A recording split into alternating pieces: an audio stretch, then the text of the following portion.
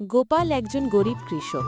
তার ছোট্ট এক খণ্ড জমি, পুরনো লাঙল আর ভাঙা একটা কুঁড়েঘরই ছিল সব সম্পদ।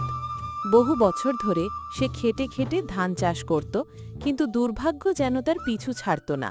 কখনো খরা, কখনো অতিবৃষ্টি। একদিন বাজার থেকে সে নতুন এক জাতের ধানের বীজ কিনে আনল।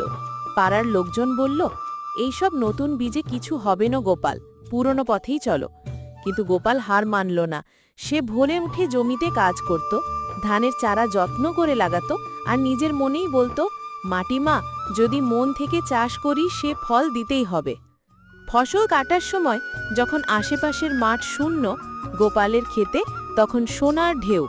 পাড়ার লোক ছুটে এলো দেখতে। একজন বয়স্ক চাষি বলল, তুই তো দৃষ্টান্ত হয়ে গেলি গোপাল। গোপাল হেসে বলল, ভগবান শুধু মন্দিরে নয়, মাটিতেও বাস করেন, যদি বিশ্বাস আর পরিশ্রম থাকে।